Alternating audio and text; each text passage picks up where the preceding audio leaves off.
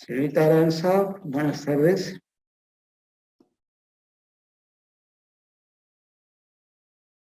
Buenos días, profe.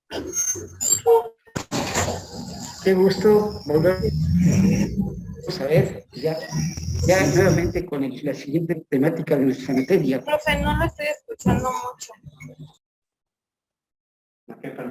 No sé qué problema tiene. ¿Qué pasó, Aranza? ¿Sí me escucha, profe? ¿Qué Sí. pasó? Sí. La escuchamos bien.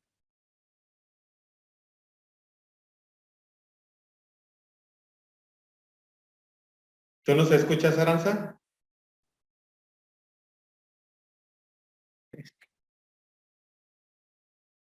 Hola, Aranza, ¿nos escuchas? Mariana.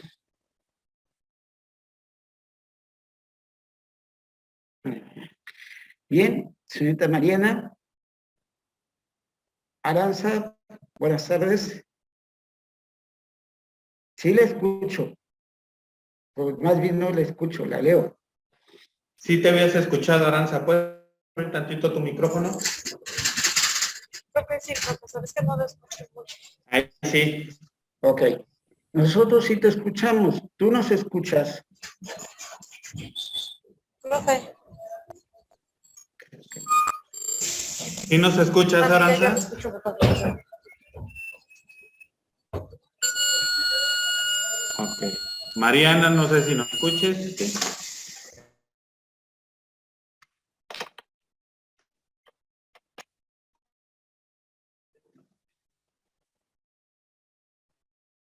Mariana, ¿nos escucha?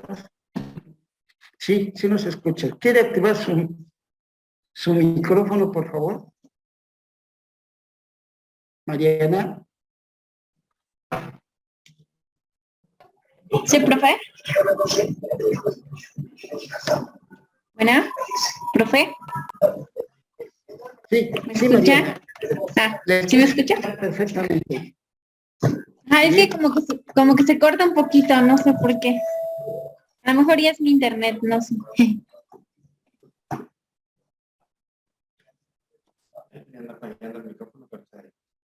Bueno, ya nos escuchamos perfectamente. Ya, profe. Bien. Bueno, como quedamos la clase pasada, estamos precisamente haciendo referencia a los conceptos básicos del derecho romano. ¿Se acordarán ustedes cuáles fueron esos conceptos que estuvimos explicando?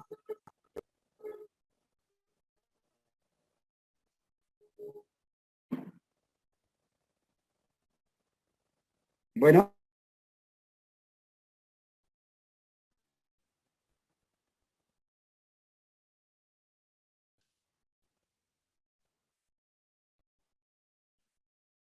Bueno.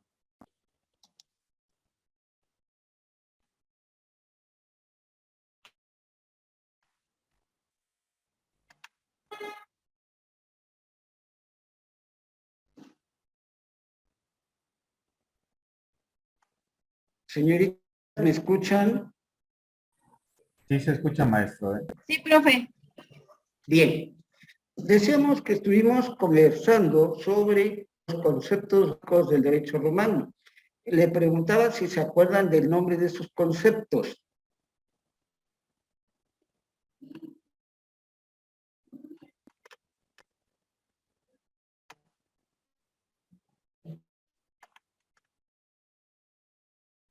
Bueno, si no se acuerdan, estuvimos precisamente comentando los conceptos de ius, precepta juris, justitia, precisamente lo que es la jurisprudencia, y hacíamos también igual referencia a lo que es precisamente el estudio del derecho romano como ciencia. Precisamente en eso nos quedamos, haciendo mención que para los romanos tenían tipos de conceptos para referirse a su sistema jurídico.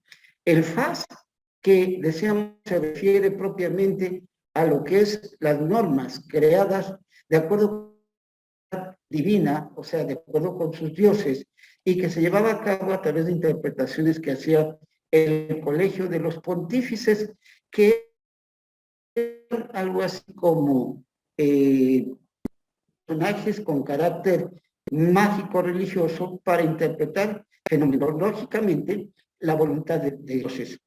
Esto obviamente tenía una gran trascendencia porque lo manejaban a nivel oral a través de implementación de esas reglas, pero por medio de costumbres. Esto da origen a lo que se llamó el derecho consuetudinario, o sea, las normas creadas de acuerdo con las costumbres, en este caso, inicialmente religiosas. Posteriormente, ese derecho no fue suficiente para un sector de la sociedad romana, que fueron los plebeyos, y ellos pidieron precisamente que se les estableciera por escrito la normatividad que iba a regular sus actos. Desde luego que para la clase de los patricios, que era la clase alta, por decirlo de esa manera, en Roma, pues no les convenía y se opusieron. Sin embargo, los plebeyos, a través de la presión que hicieron al retirarse de la ciudad de Roma hacia las laderas noreste de Palatino y establecer que no iban a regresar como fuerza de trabajo a la ciudad de Roma hasta que no les cumplieran sus peticiones. Precisamente decía, una de esas peticiones era la de establecer el derecho o las normas jurídicas romanas, pero por escrito. Asimismo, pedían que se les permitiera tener participación política en las decisiones del gobierno. Y otra petición también muy importante socialmente era que se les permitiera la unión de pareja entre plebeyos y patricios. Pero como precisamente la clase patricia se oponía, repito, ellos presionaron retirándose al Monte Palatino. De presión que ejercieron, porque eran la fuerza de trabajo, lograron precisamente dos grandes avances. Uno, que se creara el primer documento de derecho romano, que fue precisamente el llamado, decíamos, la ley de las 12 tablas. Y posteriormente también lograron que políticamente les permitiera tener un representante en los órganos de gobierno, llamado precisamente el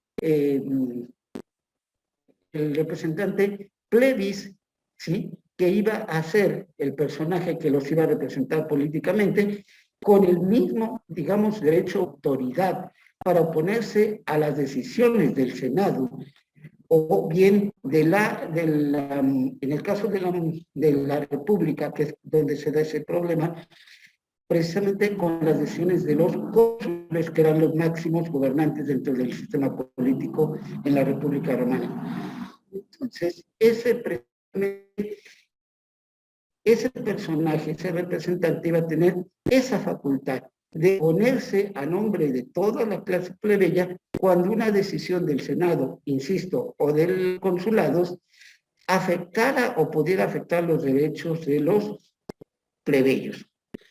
Lo que no lograron fue precisamente que les permitieran la unión de pareja entre patricios y plebeyos.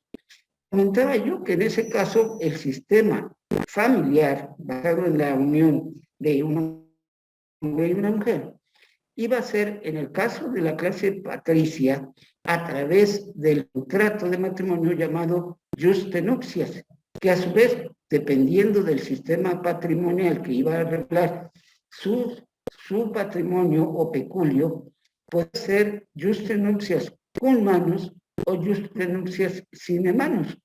Explico. El juste nuptias o matrimonio cum manus se refería a que el patrimonio y la persona, sobre todo en ese caso la esposa, iba a quedar bajo la subordinación del patri, del jefe del domus o familia del esposo. Perdón.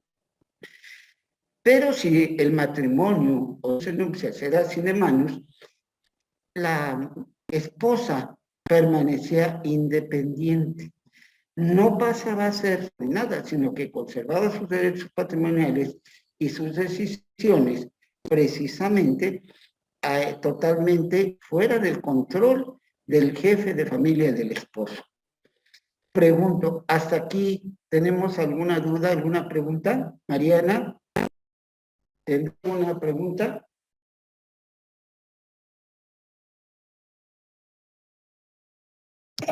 No, profe. Si alguno de ustedes aunque esté yo explicando, pidan la palabra y con mucho gusto los atiendo. ¿Correcto? Gracias, profe. Bien. Entonces, continuamos. Decíamos que, entonces, en ese caso, no se logró hasta muy avanzada lo que era la República, no se logró esa petición de que se unieran como matrimonio o el matrimonio, la clase plebeya con la clase patricia. Y conservaron solamente el jus de nupcias con manos para la clase patricia, y para los plebeyos les permitieron la unión, pero por medio de otra figura jurídica, llamada precisamente, que hasta la fecha tenemos, el concubinato, que es una situación de matrimonio de hecho, pero no de derecho. Y entonces los plebeyos tuvieron que conformarse con esas precisamente dos, digamos, prerrogativas. El de tener un derecho por escrito y asimismo tener un representante, ¿sí?, político ante las autoridades romanas. Precisamente el nombre formal era tribuno plebis, ese era el nombre que se le dio al representante de los plebeyos ante las autoridades romanas, patricias. También comentábamos que en este caso, esas concesiones que se hicieron para que regresaran los plebeyos a la ciudad patricia y seguir trabajando, fue lo que se llamó, o encontramos en las obras de derecho romano, distintos autores, lo que se llama la reforma serviana. ¿Por qué reforma serviana?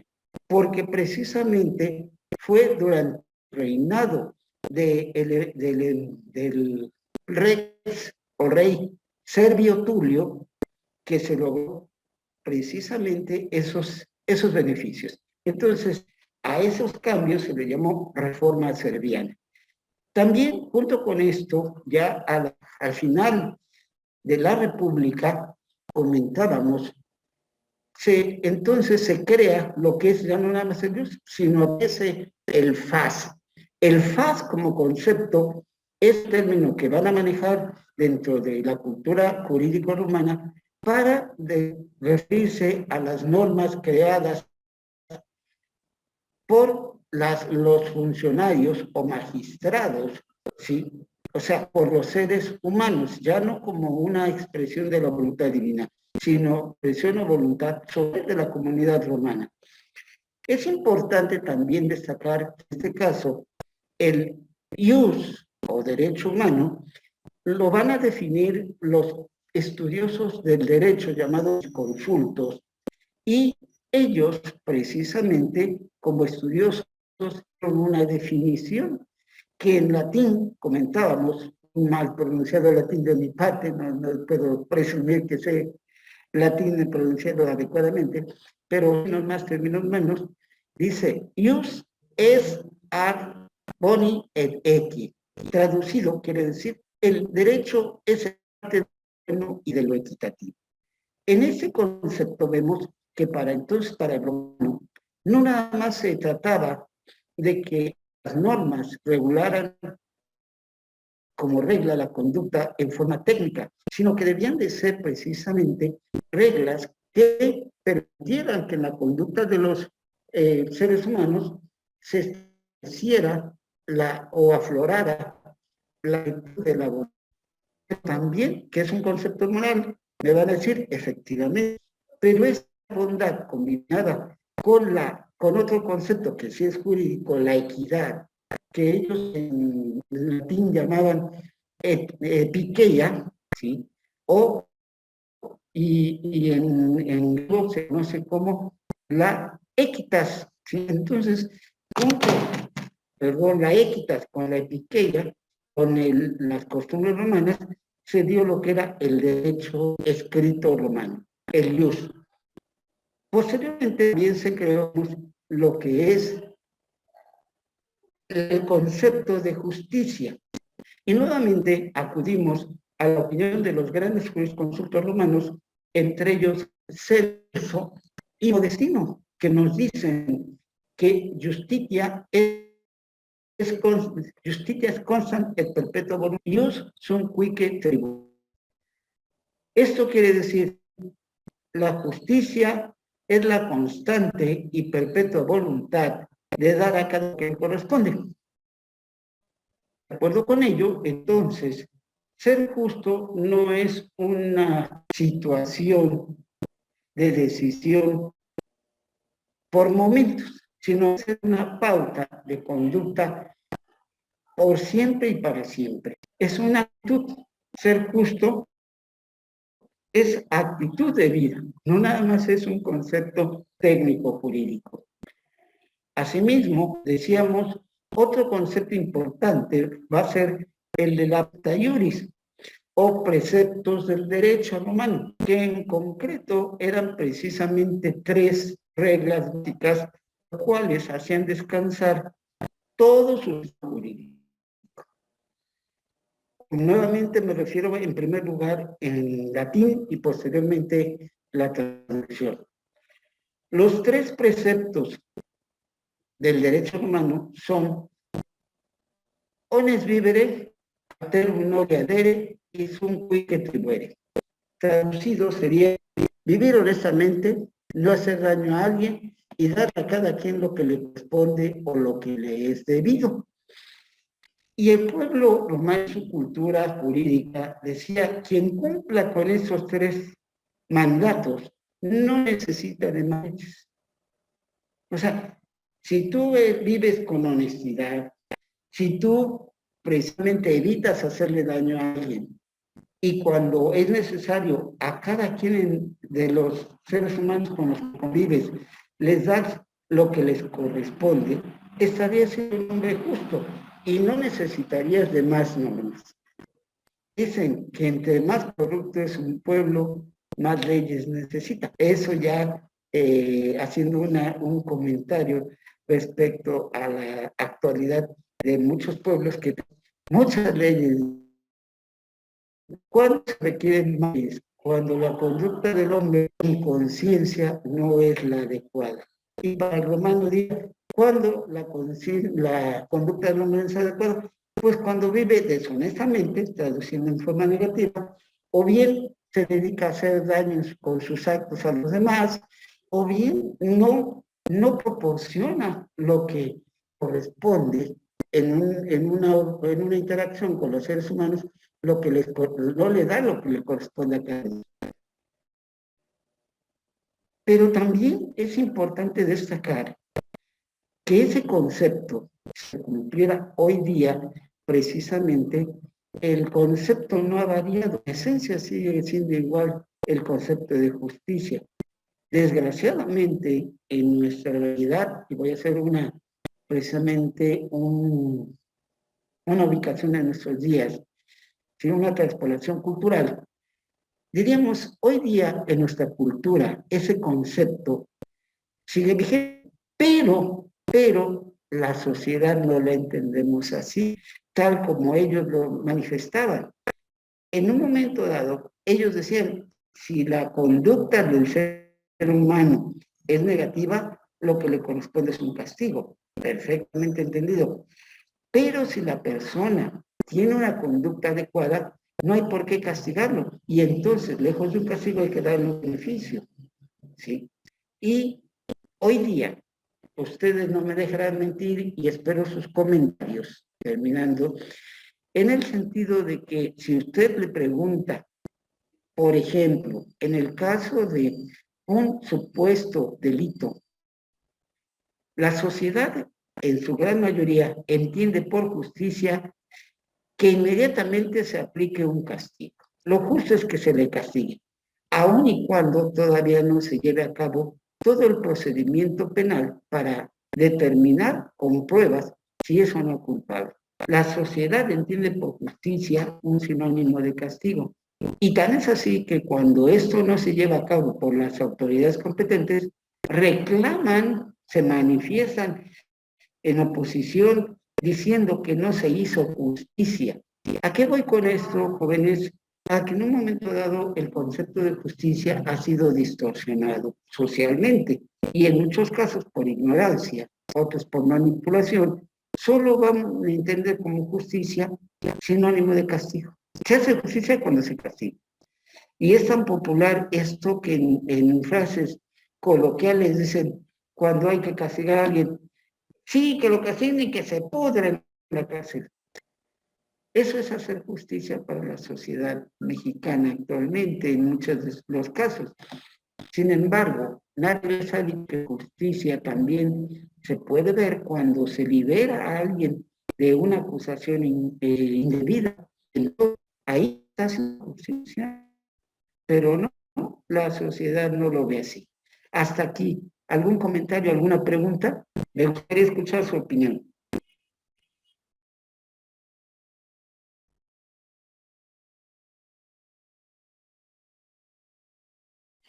Pues yo creo que es así como usted comenta que, pues, al igual se puede hacer justicia de dos formas. O sea, tan como hacerle justicia a alguien que efectivamente sí la necesita o si es verdadera, se podría decir, y hacerle justicia como para decir a alguien que lo inculparon de algo que no, de un delito que él no cometió y le están haciendo justicia en liberarlo. O que no le comprueben que lo cometió, podría ser también la situación.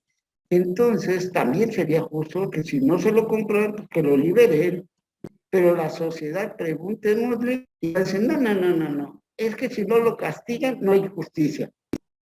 Estamos muy parcializada nuestra percepción que realmente es justicia, de acuerdo con lo que acabamos de decir, como lo perciben los romanos. Pero después de esto pasó otro concepto. También veíamos el término jurisprudencia. Hoy día sigue vigente ese término, vamos, lo manejamos jurídicamente la jurisprudencia.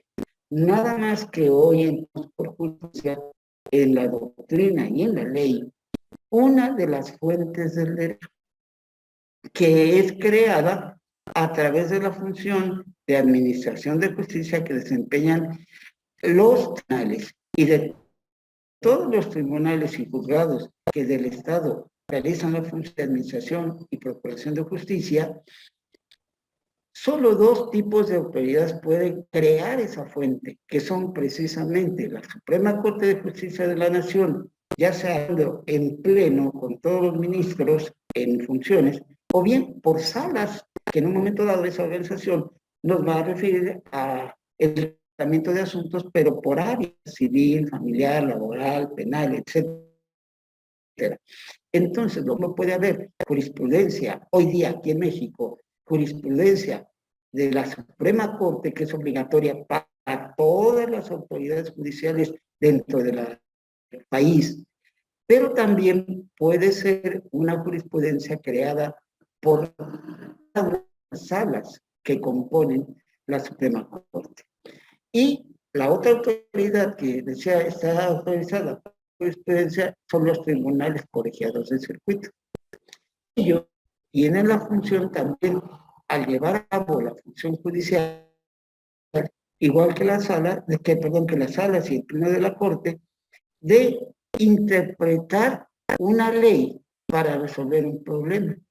Y esa interpretación es, de alguna manera, bueno, va a ser de acuerdo con la Constitución, otra parte del derecho que nos va a permitir precisamente resolver los problemas, pero no aplicando el derecho en una forma fría, en una forma técnica, mecánica, sino adaptándola a las condiciones de cada asunto o problema que se presenta ante las autoridades judiciales y que éstas tienen que resolver.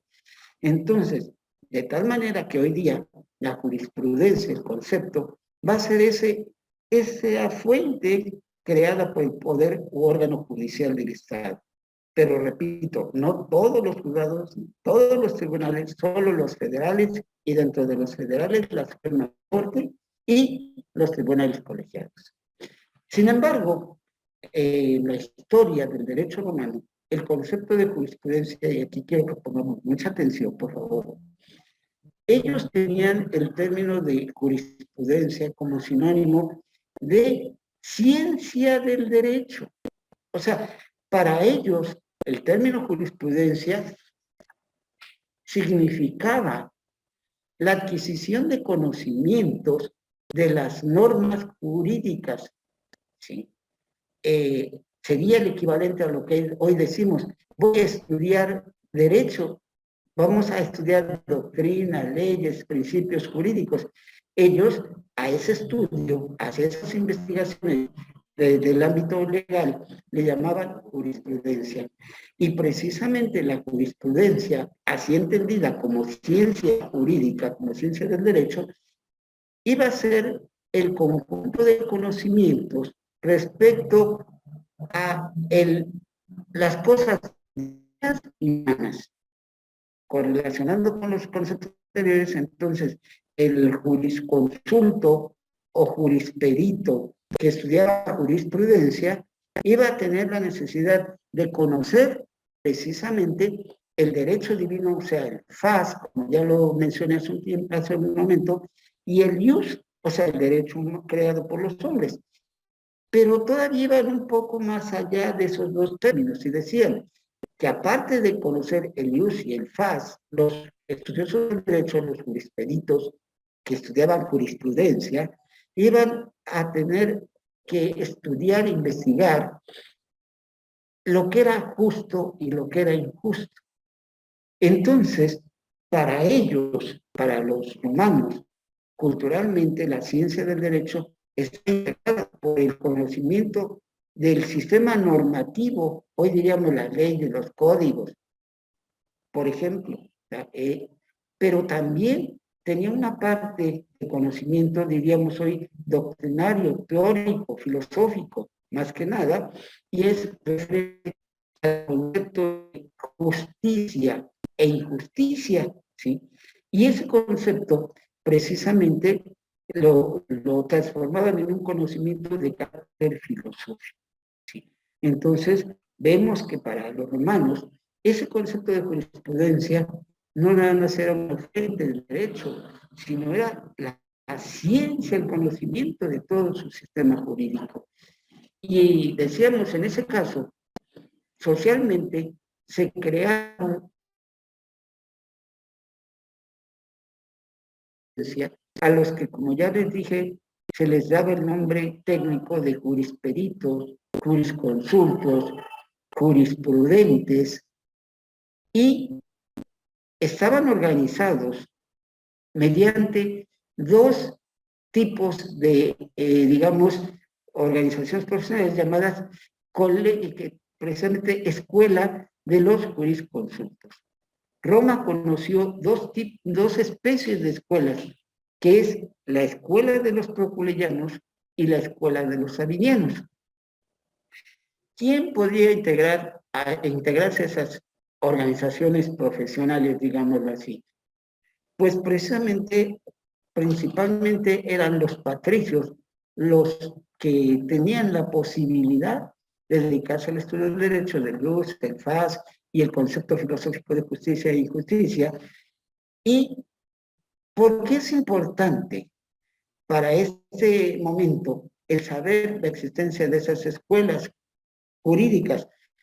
Porque no nada más era cuestión de interés personal el estudiar y conocer el derecho de Roma, sino porque en un momento dado en su organización jurídica, esos estudios, esas investigaciones, esas opiniones a las que arribaban los estudiosos del derecho, podían ser una fuente más obligatoria para las autoridades jurisdiccionales romanas, o sea, para los jueces, para los magistrados encargados de impartir justicia.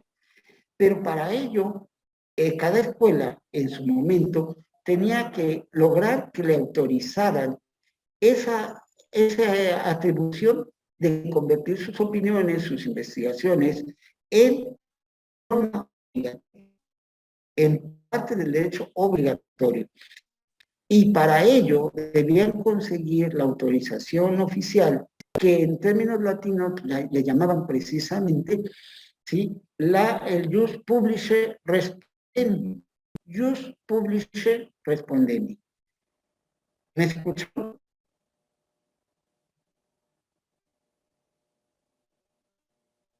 ¿Jóvenes, me escuchan? Sí, profe. Entonces, por medio del jus publicae respondendi, o sea, la facultad de hacer obligatorias sus opiniones, sus investigaciones, sus estudios, les daba esa categoría de creadores de una fuente del derecho, ¿sí? Esos conocimientos, esas opiniones, una vez que tenían la autorización oficial de los cónsules en Roma, en la República Romana, era su opinión igual que una norma, ¿sí?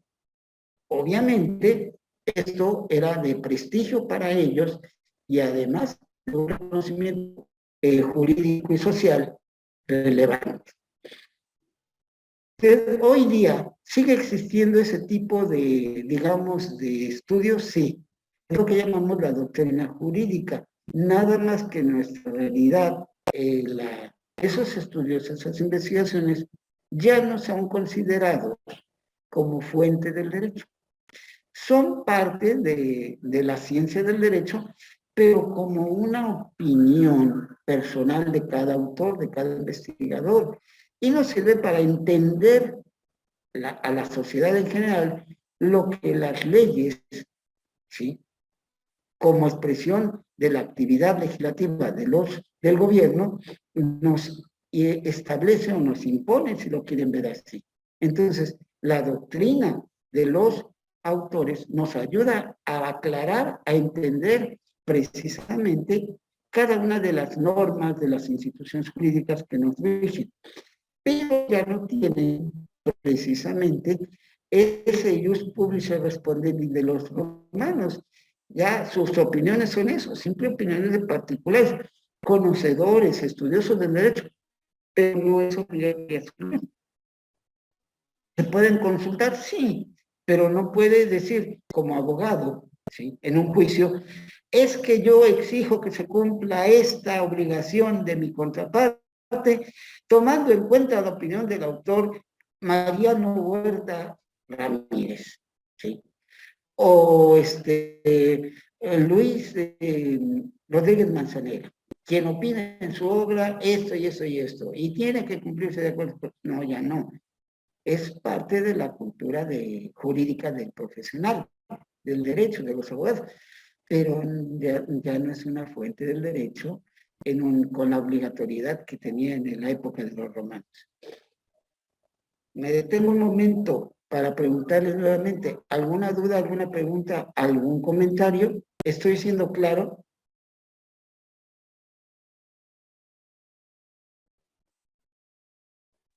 De mi parte todo bien, profe. ¿Los demás, no hay alguna duda? ¿Usted se llama aquí, Aranza?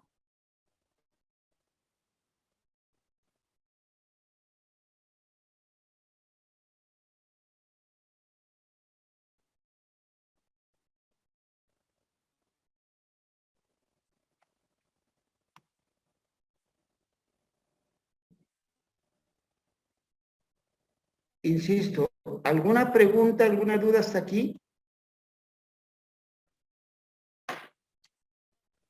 No, profe. En el momento en que tengan alguna duda, insisto, manifiéstenla, por favor. Bien, también en la clase pasada hicimos referencia a otro tema, siguiente tema, que es la persona. O, como hoy le conocemos también, como los sujetos de derecho. La palabra persona es un término que tiene una historia muy especial. Su origen del término persona en latín es personare y se refería en un principio al nombre que le daban a una especie de máscaras que usaban los actores en el teatro griego, ¿sí?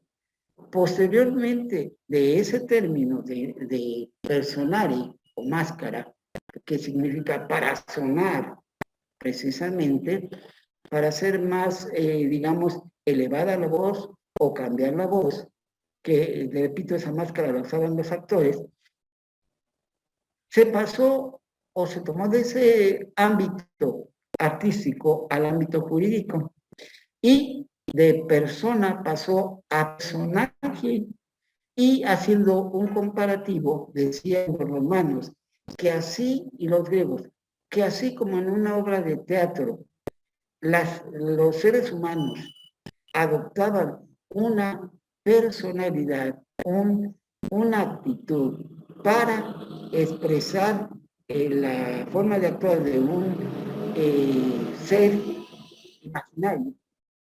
El hombre, en la realidad, los hombres, las mujeres en la sociedad, también tenemos una especie de actuación y a lo largo de nuestra vida y en el transcurso de un día nada más, si ustedes me darán el comentario correspondiente, tenemos que ser precisamente representantes en diferentes papeles.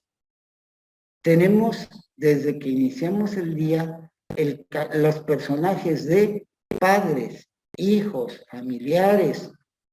Posteriormente, después de salir como a trabajar o a realizar actividades, al interactuar con los seres humanos de nuestra sociedad, nos convertimos en o adoptamos la personalidad de transeúntes, de ciudadanos.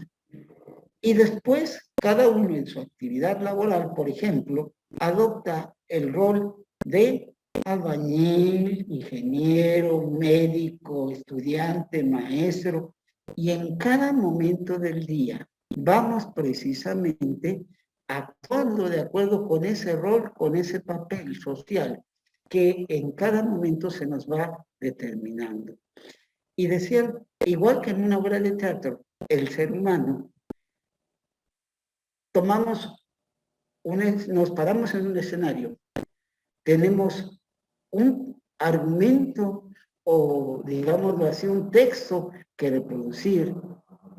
Tenemos que realizar ciertos actos u omisiones de acuerdo con ese rol. Igual que lo haría un actor de teatro. Dicen, o más bien decían, en ese caso, la vida es el escenario. El mundo es el escenario, perdón. Cada una de nuestras vidas es, digamos, el argumento, el texto, de acuerdo con el cual vamos a actuar. Y precisamente vamos a tomar el rol de protagonistas o de antagonistas. Entonces, con base en esa explicación, el término persona pasa de ser una máscara a ser un ser imaginario, un ser ideal, una representación en la vida de cada uno de nosotros.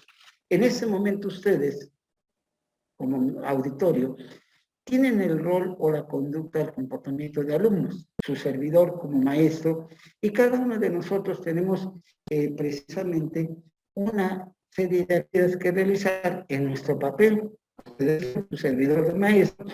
Inclusive adoptamos también dentro de nuestra actuación un vestuario que va cambiando según las condiciones o el papel o el momento que estamos viviendo. ¿Estarían ustedes de acuerdo con esa forma de explicar el tema de persona?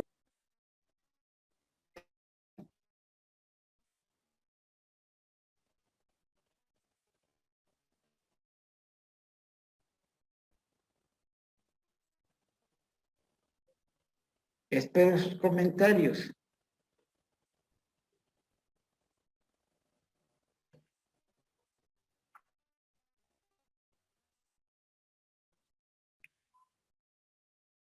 algún ¿Cuál fue la comentario? pregunta? Que si están de acuerdo con esa explicación que daban los romanos al origen de la palabra persona, como sinónimo de personaje.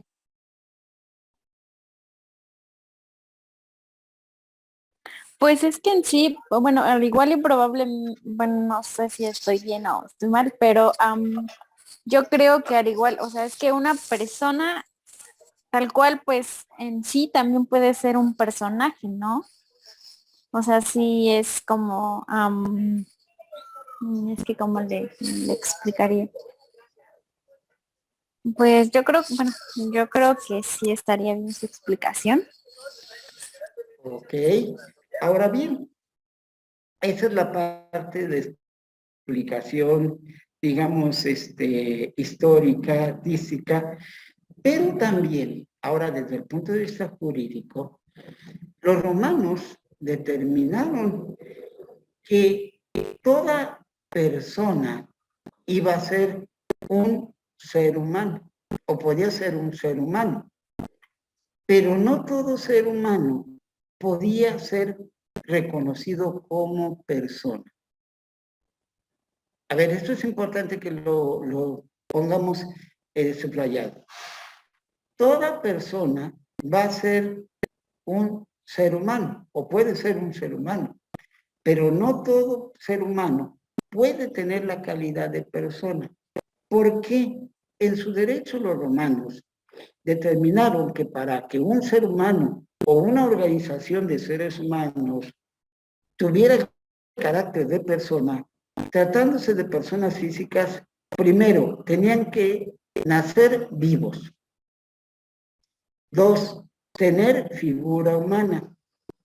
Y después adquirir el carácter, más bien las condiciones, tres condiciones jurídicas básicas, llamadas para ellos estatus o estados, y de acuerdo con su organización jurídica, los estatus, como les llamaban ellos, o estados, para adquirir el carácter de persona, iban a ser de tres tipos: el estatus libertatis, el estatus civitatis y el estatus family. De acuerdo con esos estatus, se clasificaban a las personas y se pedía cierta condición dentro de esos estatus para que al final pudieran ser considerados esos seres humanos personas. De acuerdo con el estatus libertatis, o sea, su situación respecto a la libertad, si la tenían o no, los romanos clasificaban a los seres humanos en libres, personas, seres humanos libres, ¿sí? Y extranjeros. ¿Sí? Entre el hombre libre y el hombre extranjero va a haber una tercera especie llamada liberto. Entonces, resumiendo, en este primer estatus había tres tipos de personas: el hombre libre, ¿sí? El hombre autónomo, el que nunca había sido caído en esclavitud; el liberto, que era una persona que en una etapa de su vida anterior había sido esclavo, pero por razones de carácter jurídico, social o económico, le habían dado posteriormente la libertad. Entonces no era precisamente un hombre libre en plenitud, era un liberto.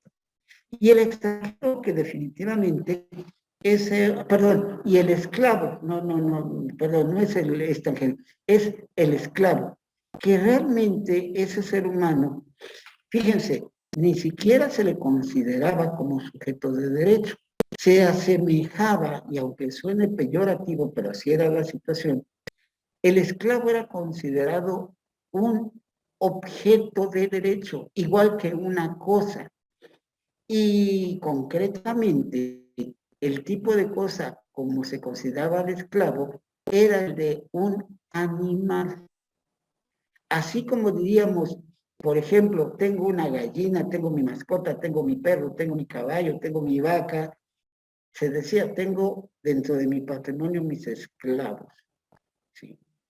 Y entonces el esclavo era una situación, de acuerdo con el Status Libertatis, que se refería al ser humano que estaba precisamente en calidad de cosa con relación a algún dueño o alguna persona dueña de esto, ¿sí? De este. Para poder ir adquiriendo la calidad de persona, ese estatus, de acuerdo con el Status Libertatis, el ser humano debía ser hombre libre, principalmente. Ni liberto ni esclavo, sino hombre libre. Posteriormente, de acuerdo con el estatus siguiente, el estatus civitatis, que se refiere a la situación que tenía dentro de la ciudad romana y dentro de la actividad política un ser humano, estos podían ser clasificados en hombres civis, ¿sí?, o extranjeros. Para ser persona, el ser humano debía de ser un civi. Explico. Un civi para la sociedad romana es el ser humano que, perteneciendo a la clase social patricia, vivía en la civitas, que era el nombre que le daban a la ciudad romana. Entonces, primero, recapitulando, el ser humano que quizás ser persona debía ser hombre libre. Después, un civi, un ciudadano romano, un patricio que viviera dentro de la ciudad romana. Por eso, hoy día, por ejemplo, de ahí surge el término de derecho civil, de civil, del derecho que gobierna a los ciudadanos. Y por último, el estatus family. El estatus family, muchachos, es la situación que el derecho establece con respecto al grupo familiar de cada uno de nosotros. Según los romanos, en su sistema jurídico, el ser humano dentro de la familia podía ser clasificado en dos grupos, que son los sui iuris y los alieni iuris. Entendiendo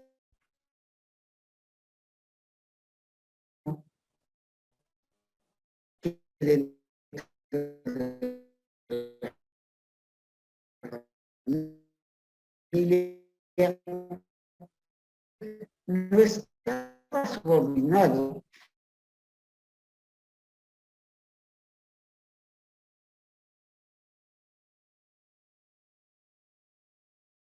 iuris, prácticamente un pater family, o sea, un padre de familia. Pero también quiero aclararles que para los romanos el término pater family no es como lo entendemos hoy literalmente, como padre de familia. No, para ellos el término pater family era la expresión que ocupaban para referirse al jefe de un grupo familiar, que en latín se le llamaba a ese grupo familiar domus. Entonces, dentro de la domus, los integrantes de esa domus o familia iban a ser o sui iuris o alieni iuris. Y entonces, como jefe de familia, se le daba ese cargo al ser humano, al ascendiente más viejo. En una forma hipotética, si en un domus había padre, abuelo, bisabuelo, tatarabuelo, el pater family de ese domus sería precisamente el tatarabuelo. ¿Por qué? Porque ellos en su cultura decían que la facultad de mando, la facultad de autoridad familiar era con base en la experiencia, la sabiduría que daba los años vividos. Y entonces, para el romano, el hombre anciano, patricio, era el que podía, el más anciano era el que podía aspirar a ser considerado como sui iuris, pater family, hombre con autoridad. Y esa autoridad se reflejaba a través de lo que ellos llamaron precisamente las potestas o facultades como autoridad que tenía ese sui juris dentro del grupo familiar y que le permitía subordinar a todos los demás miembros de la familia. ¿Sí? El otro grupo o la otra especie de personas dentro de la familia era el llamado alieni iuris. El término alieni iuris en latín se refiere al grupo de personas precisamente que siendo parientes del pater familiae están bajo sus órdenes, bajo su potestad, bajo su autoridad. Son subordinados y por lo tanto no pueden legalmente actuar sino a través del pater familiae. Ellos no pueden tomar decisiones jurídicas, están subordinados a las decisiones que tome el pater familiae de la familia a la que pertenecen en ejercicio de esas potestades o facultades. Un ejemplo de esas facultades que hoy conservamos y que tenía desde esa época el pater familiae era la patria potestas o patria potestad. Vamos a verlo más adelante, ¿sí?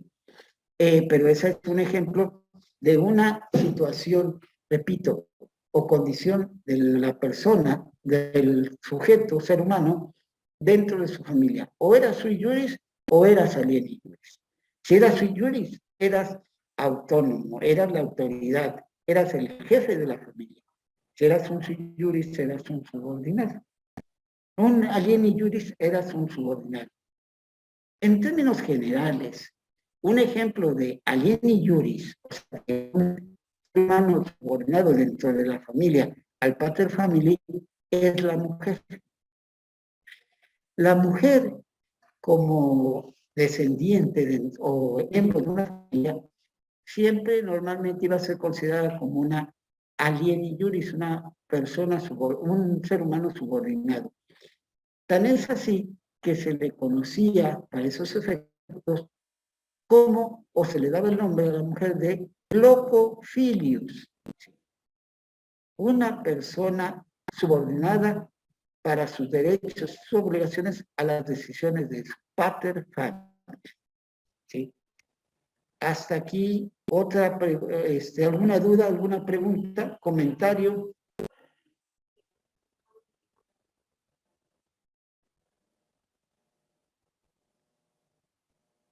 No, profe. Bien.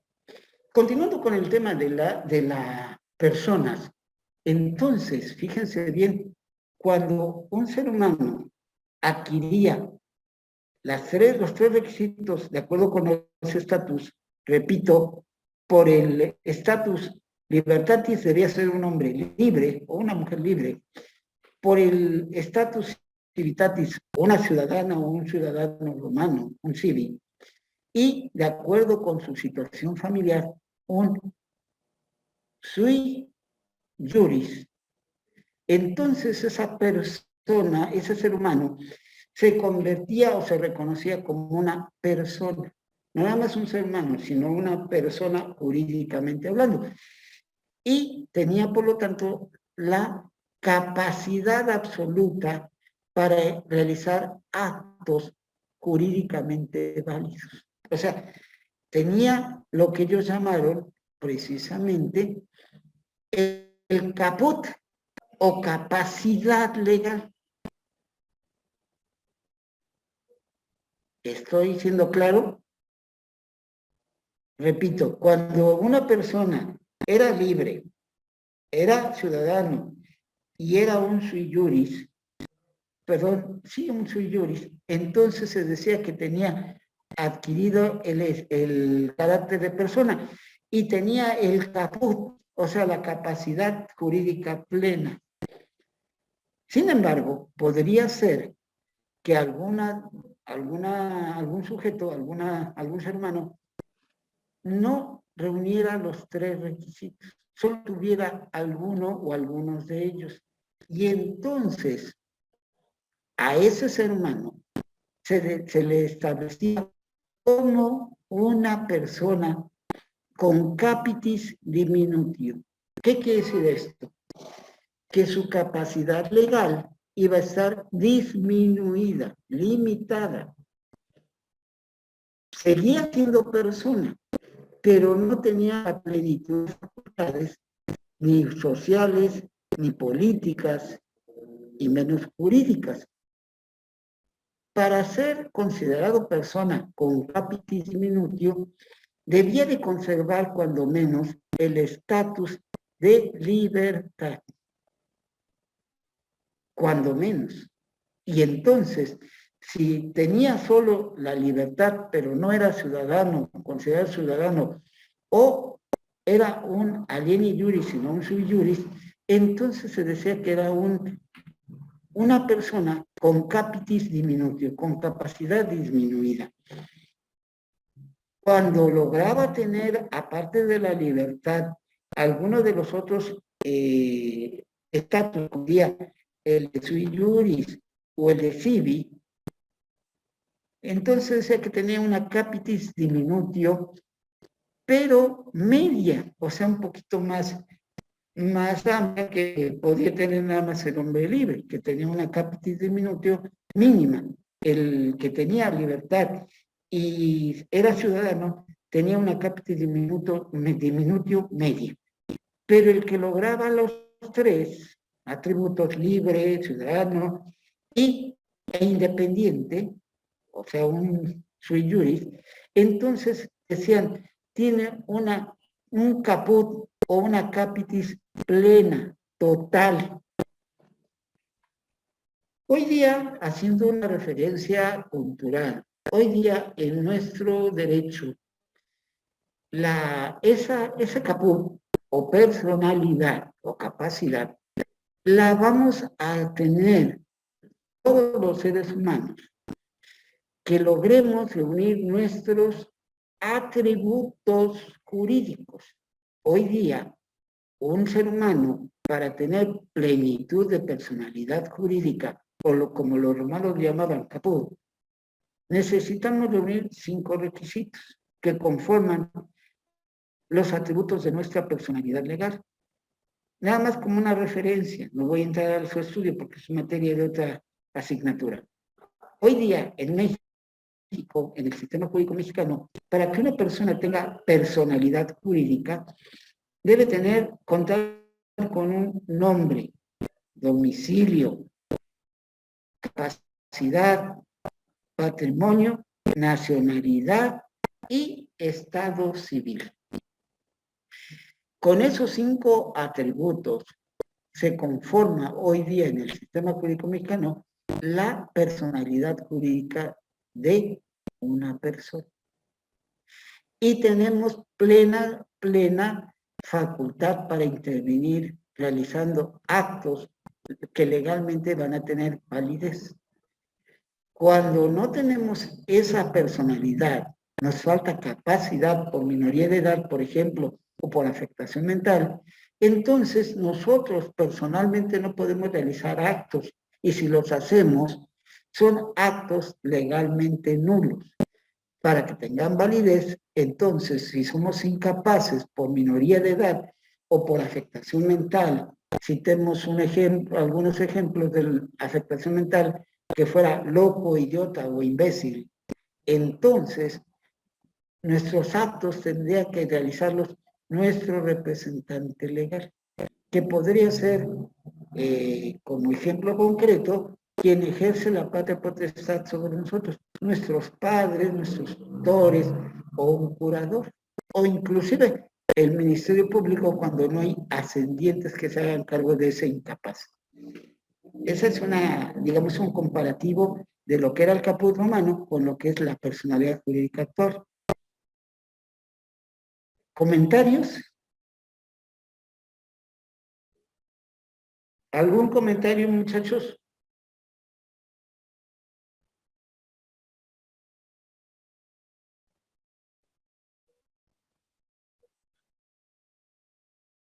¿Preguntas? No, profe. Bien.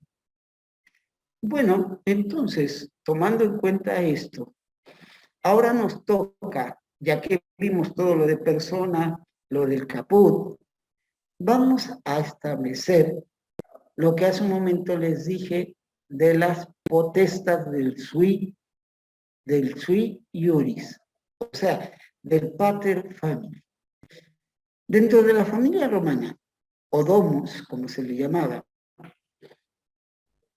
el jefe de familia, o pater family, iba a ejercer su poder con respecto a sus parientes, o a sus, pues sí, parientes, ya fueran descendientes o colaterales, a través, más aparte de otras personas que se integraban al domus, a través de 4 potestades o facultades. La cito concretamente. El pater family, en su carácter de sui iuris, familiarmente, tenía la facultad de la patria potestas, la dominica potestas, la mancipatio o mancipio, básicamente. Explicaría cada una de ellas enseguida.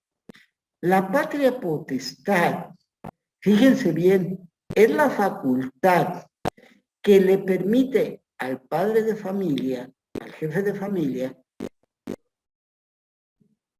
de decidir sobre la persona y bienes de sus descendientes en un poder al principio absoluto, de tal manera que un pater family, un sui iuris, podía decidir respecto a la persona como ser humano y en relación con sus bienes de ese ser humano, de acuerdo con los intereses de la familia o de acuerdo con sus intereses de él como persona, del sui iuris. Y no era raro que, por ejemplo, si era necesario para pagar una deuda de la familia, vender los bienes de alguno de sus parientes para con ello liberarse de una deuda. O bien, si era necesario, dar en garantía a algún familiar en calidad de esclavo o de garantía mientras pagaba la deuda. Esto nos da la referencia de que la potestad, la patria potestad como facultad del pater family era absoluta. Hoy día, como les dije, sigue existiendo la patria potestad como una facultad dentro de la familia mexicana, pero legalmente ya no es un sinónimo de poder absoluto, sino que la patria potestad en nuestros días es precisamente no nada más una facultad, es un deber. ¿De qué? De cuidado, de protección de las personas sobre las que, como miembros de la familia, ejercemos ese derecho. Un padre de familia va a ejercer la patria potestad respecto a los menores, los miembros menores de edad de su familia, sus hijos, pero no como un poder absoluto, sino como un deber de cuidado, de protección, de tal manera que la ley establece, por ejemplo, que un padre de familia en ejercicio de la patria potestad, para poder decidir legalmente la venta de un bien de alguno de sus subordinados, de alguno de sus descendientes bajo su patria potestad, debe solicitar primero la autorización judicial para poder disponer de esos bienes de su descendiente. De tal manera que si eso no lo hace mediante esa autorización, no tramita esa autorización, se puede anular la venta, por ejemplo, que hizo de algún bien propiedad de su subordinado. Con base en esto, también Entonces, la patria potestad implica no nada más una facultad, como antes, sino un deber de cuidado, repito, de protección, ¿sí? Hoy día se maneja en derecho civil como el derecho prioritario del menor, por ejemplo. El interés principal del menor. Y es un deber para el padre de familia cuidar de la persona y bienes del familiar incapaz por minoría de edad o por afectación mental. Es una institución entonces que ha sufrido un gran cambio desde la época de la cultura romana antigua hasta nuestros días. Sigue existiendo, pero con un enfoque totalmente distinto. ¿Estoy siendo claro?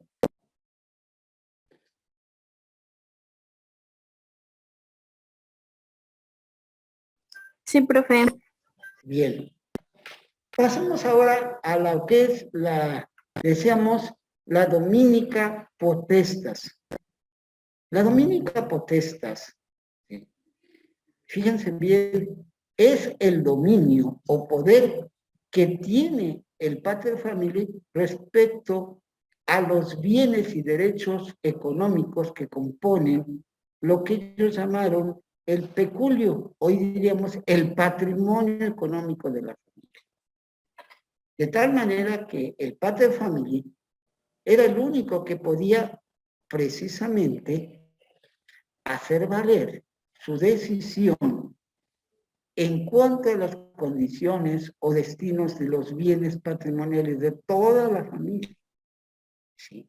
La dominica potestas era el dominio, insisto, del que tenía el padre de familia con respecto a los bienes del peculio o patrimonio familiar. Y en ese sentido, por ejemplo, en Roma, el derecho de propiedad iba a estar integrado por 3 facultades o atributos, que nada más citado así rápidamente, eran lo que se llama el ius utendi, el ius fuendi y el ius abutendi. Traducido al español, diríamos el derecho de usar, utendi, usar, abutendi, perdón, fuendi, disfrutar, y abutendi, disponer. Entonces, a través de la dominica potestas, el pater familiae podía ejercer esos 3 atributos de los bienes de toda la familia. Podía decidir cómo se usaban, cómo se disfrutaban y cómo se podía no nada más disponer, sino abusar inclusive del bien, aun cuando con ese abuso no le reportara algún beneficio a él o a la familia. Por ejemplo, decidir la destrucción de un bien, del patrimonio. Era un derecho de propiedad, digamos, absoluto, ilimitado, que no coexiste, que no persiste hoy día. Hoy seguimos teniendo el derecho de propiedad, por supuesto, pero es un derecho de propiedad limitado. De tal manera que yo puedo como dueño usar, disfrutar y disponer de esos bienes de mi propiedad, siempre y cuando con ello no cause daño a otras personas. Entonces ya no es un derecho de propiedad, como ejemplo, ¿verdad?, de la dominica potestad de los romanos, un derecho de propiedad está condicionado, está limitado por ejemplo, el interés social. Si de acuerdo con el interés social, un bien de mi propiedad no se puede disponer de él o usar como yo quiera, me pueden limitar ese derecho. El Estado, el gobierno. El ejemplo hoy día de esa limitante, un ejemplo práctico sería la expropiación que el Estado puede llevar a cabo, reuniendo ciertos requisitos, claro está, pero con ello limitar nuestra propiedad, concretamente el derecho de disposición del bien. Pregunto y espero su participación, jóvenes, para complementar nuestra clase. ¿Qué entienden ustedes, y busco una idea, no una definición, ¿qué entienden ustedes por usar y qué entienden por disfrutar? ¿Cómo lo conciben?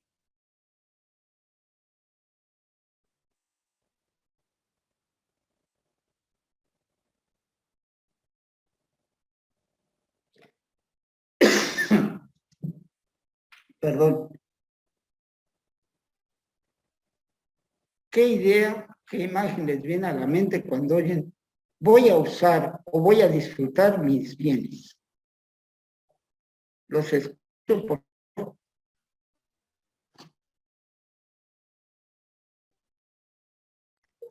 Pues sería como hacer, ¿cómo se dice? Gozar de sus bienes de alguna manera se podría hacer como sacarle provecho a lo que tienes. Como por decir, no sé, yo soy empresario y no sé, quiero tener un ejemplo como más, por decir, tengo una cafetería, pero quiero gozar de ellos, pero tengo que como expandirme más. Para al momento de yo expandirme, obviamente sí también voy a invertir, pero así como voy a invertir, pues voy a generar más, como más bienes, como más dinero, y pues ya gozaría de él, no sé, comprándose lo que, por decir, él sueña, no sé, tener una casa o no sé, y obviamente al tener dinero y todo eso, pues lo va a lograr. Ok. Eso sería lo que usted nos acaba de referir, sería su explicación de lo que es usar o disfrutar, o ambos.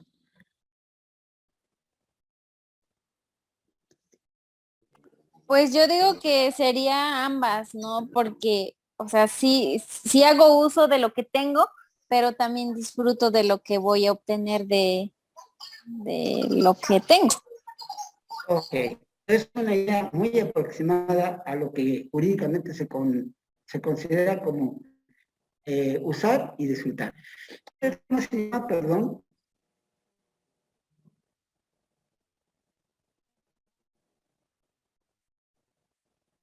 Quien acaba de participar, ¿cuál es su nombre?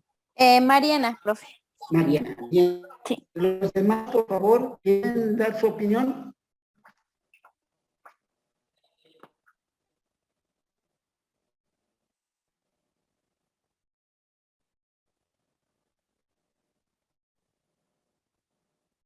¿Qué es usar? ¿Qué es disfrutar? Usted como dueña de su ropa, dueña de su coche, dueña de su casa, en fin, de cualquier bien de su propiedad, ¿cómo lo usa?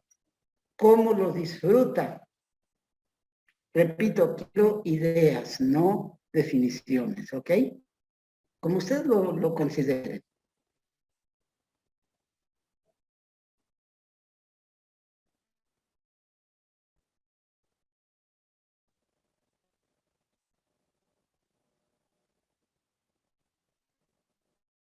Oigan, pero no dos un montón porque me atuenden uno por uno.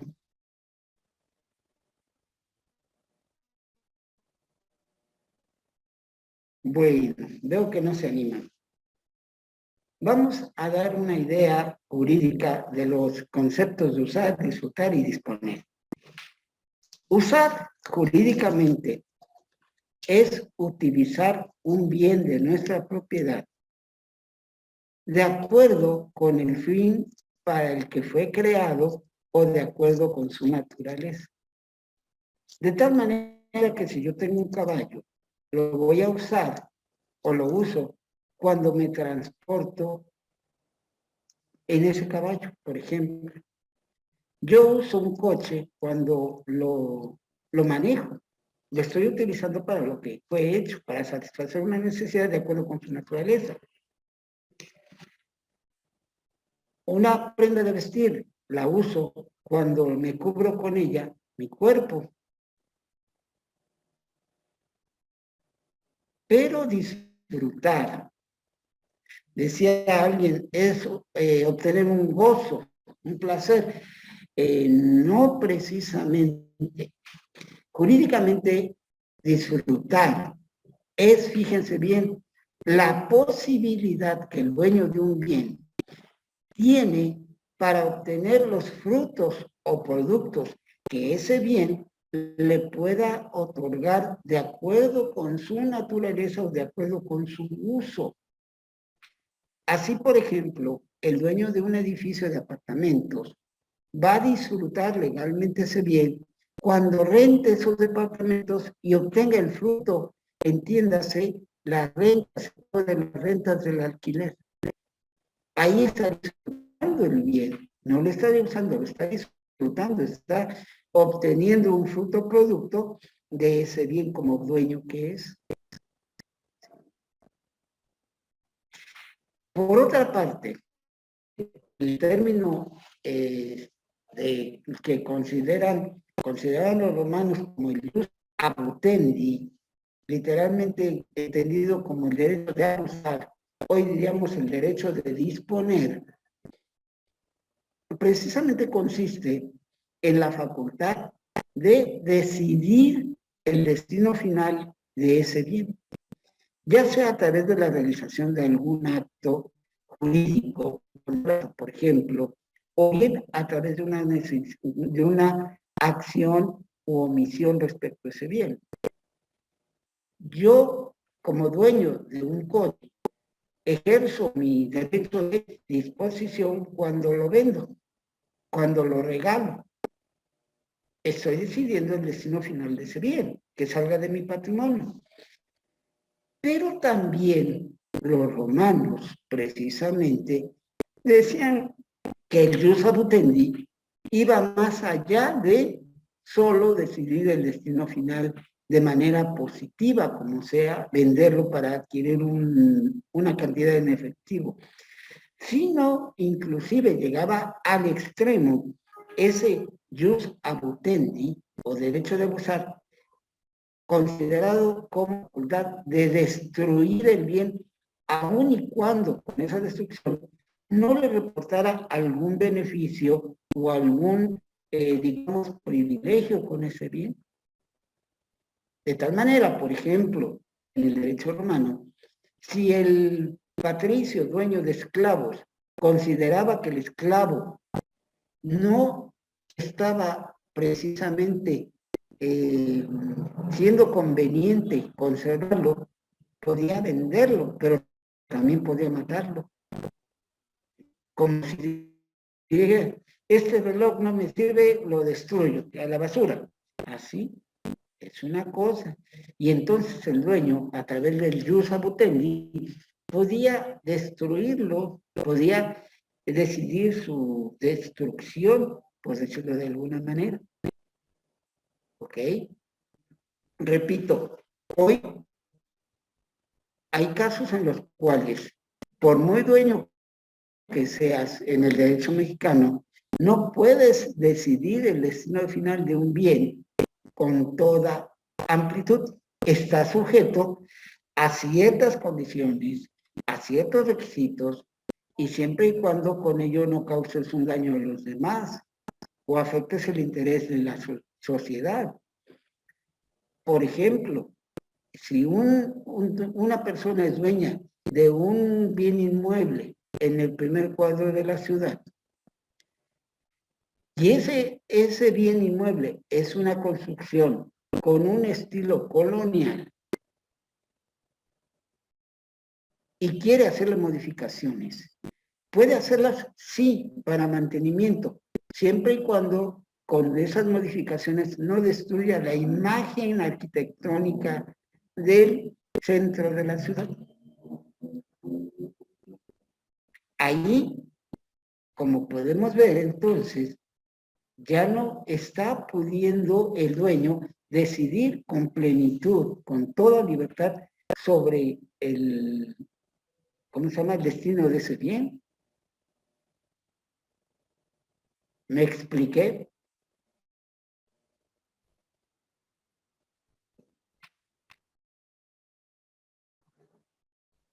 Sí, profe. Bien. Bueno, pero en el caso de los romanos, la dominica potestas de la cual hablamos, pues no, ahí era un derecho total, absoluto y limitado. Luego tenemos precisamente lo que se llama la tercera potestad del pater family, que es precisamente la mancipatio o mancipium.